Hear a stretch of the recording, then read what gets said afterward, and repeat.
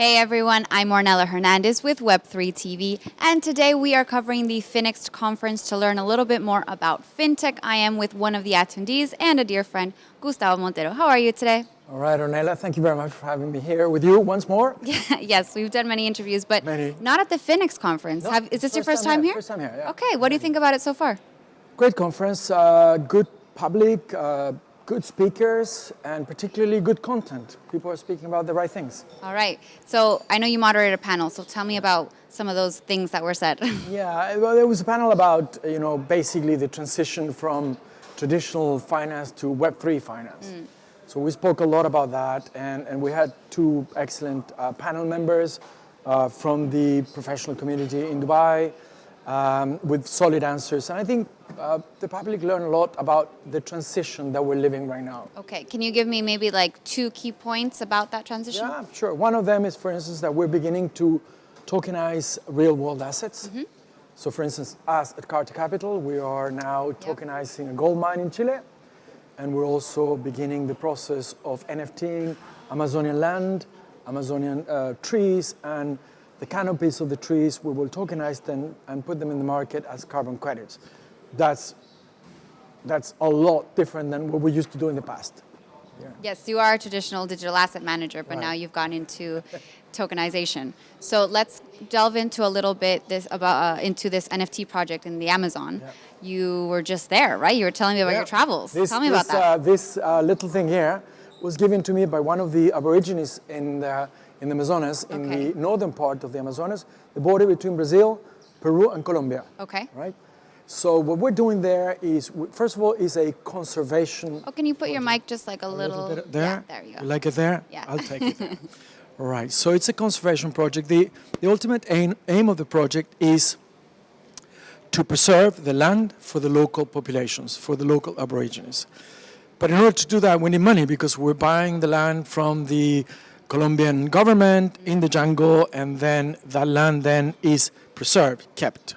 So I was there for a week, just for you to understand how you get there.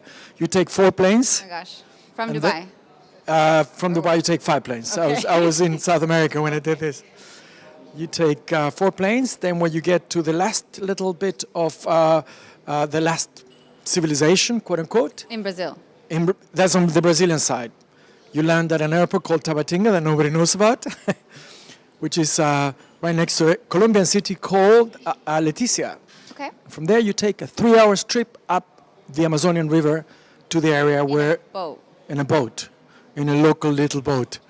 Full of piranhas and everything else you want to. Anyway, but up there, then there is the land and there's local populations. So we decided to NFT the land, the trees as said, and the canopies as carbon credits as a way to finance this project. Right. So and the idea is to preserve the land for the native people. Absolutely. Right? We want them to keep their way of living. Yeah. So I've heard of other projects similar to this, but I always ask myself, like, I understand that the benefit that the natives would get is to conserve their land, but they're not interested in this Web3 technology or in tech in general. So how do you deal with, the government and the native people and your community? How do you deal with that? Fantastic question. Obviously, the locals or even the local government, they're not equipped yet to understand or to process this new technology. So the only thing we're doing is we're using these new technologies, which is Web3, in order to finance the projects. So it's crowdfunding. Right. It's really funding. It's a way of funding the projects. Yeah. Gotcha. Okay. Yeah. All right. And then what other use cases have you seen recently, whether at this event or other events in Dubai, when it comes to NFTs or tokenization? Well, there are millions of them, but that you like. Yeah, exactly. No. I would say the following, Ornella. I was listening to a very important person the other day, a much more important person than me, by the way, that was globally speaking about where are we going to, right? And this very intelligent chap, speaking at that time in the US, said, in about 10 years from now, half of the financial markets will be tokenized real-world assets. half, 50%. That means basically, Big claim. yeah. But I believe that he's not that wrong. Maybe he's wrong on the low end. Maybe it's going to be more. What happened is that more and more companies are raising funds, because at the end of the day, it's a liquidity issue, no? They're raising funds via the tokenization of assets. So you're talking about other case studies. Well, take my own country in Switzerland, where you can actually buy and sell properties via cryptocurrencies. You can actually pay your taxes in Zug, in one of the cantons in Switzerland, with crypto. You know, it's already done. Then here in the UAE, there's a tremendous amount of crypto transactions done for real estate. Yeah, to buy properties. So you probably heard about it. So basically, the use of this new asset class is going into pretty much every single industry you can think of. Do you think that's a good thing? Should we I think keep it's going in this direction? Yeah, of course, because it means democratizing finance. You see, in the world, there is, if my numbers are correct, at least 2 billion people that are unbanked. They don't have access to banks, all right? Because banks simply don't give them accounts to these people because they don't have any backing.